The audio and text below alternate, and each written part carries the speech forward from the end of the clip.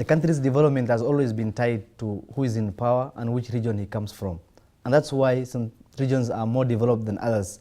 And this week, MPs from Mountain Kenya, a region that's considered to be more developed than any other place in this country, came out and claimed to be marginalized. Today we are discussing that, the referendum question, and of course, an entity called FCDC, because we have the FCDC founder and CEO here. And I'm AhmedKadar. This is the Weekly Matters. Tonight we are discussing all those things we have talked about with Dr. Salah Abdi, who is a financial expert and a political analyst and social commentator, Simba Gulleid, founder and CEO of FCDC. FCDC means Frontier Counties Development Council, and Osido, our usual political analyst. Welcome to the show. Thank you. Now, if I start with Kevin, you have been following the event, you have been analyzing in many other forums. Mount Kenya MPs claim that they produce, the region or the mountain produce 60% of this country's GDP. Is that a rational claim? That is true. A little bit facadic in my view, a little bit irrelevant, especially given the kind of tool that we are seeing pushing this message. In my view, it is not right for politicians to push such a development agenda. I would have loved to see the citizens from Mount Kenya and Abadeas, because that's how the Council of Governors have clustered them, pushing this agenda. Unfortunately, I think that on the flip side, there is what we call the revenue allocation for counties, and the Commission on Revenue Allocation is actually reviewing the formula. I think it's out for public participation now. And most likely, the politicians are seeking to dip their fingers into that money, because really it's going to depend on how developed and marginalized counties or regions are. So it could be that the politicians from Mount Kenya region are looking forward to increasing the revenue that is going to be allocated to their counties, so that then we can see them doing too much stealing like what we have seen happening. I would have loved to see the citizens agitating for more allocation to their counties, so that then the counties can be able to ensure that there is development and service delivery is put forward to the people to be able to benefit. Dr. Salah, they say, we are still on the issue of the mountain. It's a claim that many Kenyans, especially economists and financial experts, have dismissed, and they said it can't stand any basis. Now, Kev is speaking of the formula for revenue allocation in terms of counties, and I think that formula is already there, and they're saying they're marginalized because they don't get a fair share. But the funny thing is that formula, the first parameter is population that's considered, which is 45%. Yet the MPs say they are marginalized. If they have the numbers they say, and the formula for revenue allocation is still, the number one parameter is population, how are they marginalized? I think if Mount Kenya is claiming that they're marginalized, probably Rift Valley also claim that they're marginalized. And in this country, as you said, development follows who is in power. And so far, there are only two groups who are in power, and probably we expect that they had the lion's share of development for the last 40 or 50 or so years. What they're trying to do, as Kevin has said, is influence an ongoing process. The process is ongoing. Revenue allocation is being reviewed. By making as much noise as they can, they will probably influence policymakers and the people who are involved in revenue allocation to allocate more funds to central province or central Kenya, Mount Kenya. Yes. Central Kenya. It's not province anymore. Yes. Okay, if you look at now the real marginalized people, the north, the coast. Nobody's speaking. So I think it is for lack of the rest not speaking that the Mount Kenya is speaking. Because Mount Kenya having had three presidents, produced three presidents, having had the lion's share of the power, allocation and money in Kenya, saying today that they are marginalized. What do you think of the rest? Yes. We are too marginalized even to speak. Yes. The way I'm seeing it, and Simba will tell us. So in Simba, Gulleid, former deputy governor, you have seen all and heard it all. Yes. And now we are talking of marginalization. Right now you are running an entity called FCDC. I'm sure we'll talk about it later in depth. Yes. But when it comes about marginalization and the mountain region claiming to be marginalized, where does that leave the pastoralists and the northern counties who have always been marginalized? Yes, thank you very much, Kadar. First of all, let me say that the statement that the Mount Kenya region is responsible for contributing 65% of the GDP to the Kenyan economy is a false statement.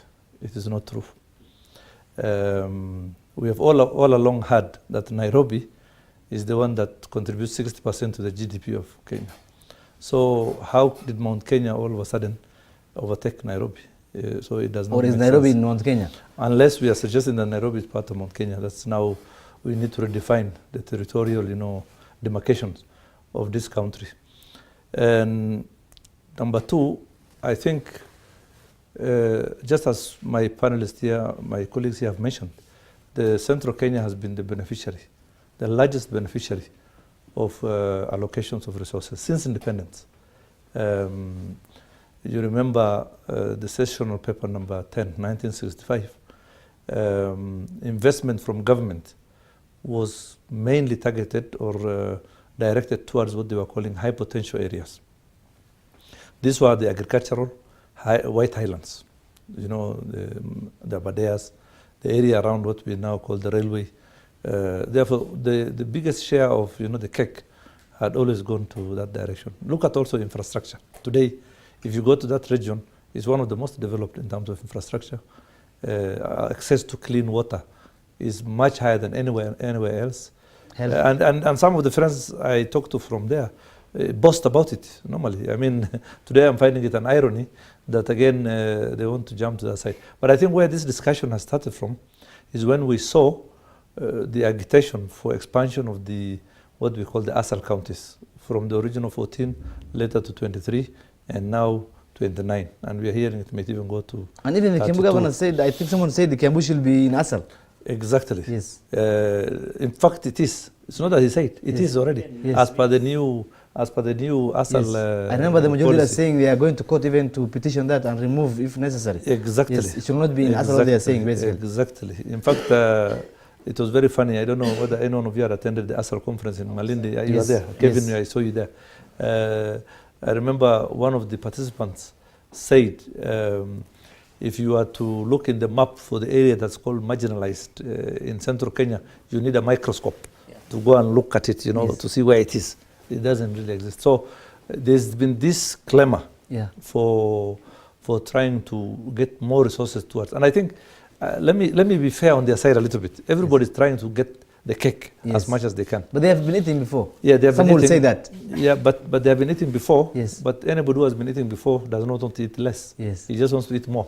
That is the nature of human beings. It is the other parts of Kenya now, which, and I agree with the professor here, who should be coming together and say, fine, what you have said is true, but we have another opinion. That's not going to work. Before you ask the question, there's the issue of, I think, the central mentality, the mentality of central governance is what's affecting this thing. Resources should be produced at the county level. Yes. Counties should not just be getting allocation from central government, they should be producing their own resources. So if Mount Kenya is the richest part of Kenya, it should be producing more resources for their own counties. Yes. They should be supporting their own budget. They should not be depending on central government to actually allocate more resources to them. And the mentality has been the last 5 years, I think, or 6 years, the counties have existed, that resources should come from up. No, that was not the intention of devolution. The intention was to produce resources at the county level so that it actually comes up. And the counties get wind out of these central government allocations over time. I think that was supposed to be the mentality. But now, it's taking the opposite. Yeah, it's taking the opposite. Everybody now looking at the central government to actually allocate resources to them. Now, somehow adds on to the question around the debt burden and the inability of Treasury to finance a lot of projects at the county level, which then brings in the question of revenue generation from the counties. Because if you look at Schedule 4 of the Constitution, functions of the counties and national government, most of those functions are actually at the county level. But you don't see counties organizing around what is our value addition opportunities in terms of how we are zoning the counties to be able to identify high voltage and high volume value adding projects that then can be able to ensure that counties generate revenue. And Simba is at the apex of FCDC, and I'm sure he has lots of experience in terms of what counties need to do, and having been a deputy governor of Osido, the inaugural governor, then what is it that counties are not doing that they need to do to ensure that these discussions, and that's why I'm a little bit disturbed that it's the politicians who are pushing a development rather agenda to be able to ensure that resources are allocated in a skewed manner. So I think we also need to push counties to be able to ensure that the kind of balkanization and the regionalization that we are seeing takes place towards ensuring that counties generate revenue at that level, and as Prof says, not depend on national government, because then you realize that even from the Big Four agenda perspective, a national government has priority areas. What are the priority areas for counties? Good. Now, and I'm still on the issue of the marginalization, and a region that has always been there in terms of development claims to be marginalized. Now, when 2010, we changed the constitution of this country so that we changed the structure of governance, we changed the structure of representation. And 6 years later, the region that have always been marginalized seem to be doing a little bit better. At least you can say a little bit better than they were previously. So was the mountain entitlement coming out now that you see the people who have always been down are now coming up? Are they feeling threatened, or was it or is there something bigger politically that we are not seeing? Let's see. Kevin actually put it in a very correct way. Let's separate the politician from the public. I'm sure the public have no problem with other counties growing, or resources be allocated to more marginalized areas, or finding that some of these counties now have development agendas that are visible. Everybody's happy that Makueni is doing well. Yes. All Kenyans are happy. They want to make the president. From there. Get the president from there. The good professor has been told appendix. So that I don't think that the population of Kenya have a problem with the way resources are being. But remember, politicians set the agenda for the population. The agenda of the politicians is a bit naive and a bit selfish. A bit naive because instead of, as we said, producing, engaging in production, mobilizing the citizens towards more production, more, that share they are talking about should actually come from Mount Kenya, not to Mount Kenya. Yes. You understand? So if you look at that, then you'll see it's neither here nor there. It's a bit naive. And as you said, there's the idea of also how much corruption can be devolved. You understand? Yes. If a lot of these resources are taken to counties, there's more to dip your hands into. There's more, and then you will think, okay, this thing can be also looked at by extension into the clamor for constitutional change, the clamor for reduction of offices created by the constitution, the idea that the constitutional commissions are taking a lot of money, which is not fact. In fact, if you look at it, it's not there. You see the amount of money that's stolen by one person is more than the amount allocated to Mandela. Yes. So if you look at that, you'll see these people are actually either crazy or they think everybody else is stupid. Per year it gets about 7 to 9 billion. 9 billion. Yeah, and I think 2 days ago there was 11 billion or so. Yes. So if you look at that, there's no problem. This country has no problem with resources. This country is one of the richest countries in Africa. I think we're even doing better than Nigeria and South Africa if we look at our resources. But also Nigeria, the way they run the devolution is a bit better, and I think different from the way we run our devolution, because in Nigeria, I've been to Lagos. The Lagos state run everything from the Lagos is an island, and it's like more of Mombasa. They run the port. They have their police officers. The state has literally is another government, but there's a way they relate with the national government. But I think ours is more of a joke of a devolution, for lack of a better word. I think just to add to what the professor said, and also Kevin, is that the other issue that came out from the Naivasha meeting was not only about the GDP. It was also, they discussed the issue of the population as well.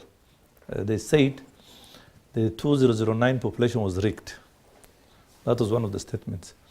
And I think this is a part of a kind of a thinking of resistance from distributing resources, which we had seen even before the advent of devolution. I remember there was a World Bank publication entitled Devolution Without Disruption, whereby some of the people who authored that document today sit in government and somehow are behind these arguments. At that time, what they were saying is that even though we can now go over to devolution, and it was inevitable at that time, and devolution should go in phases. I mean, those areas that were already privileged should not lose their privilege at the expense of distributing resources to the other counties that are less endowed. So we are seeing that thinking again cropping up in a different way in this argument that we are seeing now. So I think this is where I think I need to warn maybe the advocates for these arguments to be very, very careful because of the fragility of this country. Yes. You remember in 1963, immediately after independence, the northern part of Kenya went into a civil war. And the reasons why it was that way, the secession was partly because of the early agreement with the British government about the referendum, but also it had to do with also this tendency of exclusion. So people are already feeling at that time. So we should be very careful how we handle these things. Okay. I think 9th of March this year, President and Raila Odinga sat down and shook hands in the BBI, the Building the Bridges initiative. That was a way of bringing Kenyans together. That was a way of saying, let's share the resources. Let us, let us be inclusive. Let us bring everybody on board. Let us have a cohesive republic. But this drive now I can see is like breaking that bridge. And balkanizing, rather. I'm afraid the we are going for a short break. We will come back. But before we go for a break, I would like to remind our viewers, we are also live on our Facebook page. That's Horizon TV Kenya. Twitter at Horizon TV. Myself at AhmedKadar 1. Simba Gulleid at Simba Gulleid. Are you back to Twitter? Yes, I knew you were there one time. So we are going for a break, so keep it there. We'll be back shortly.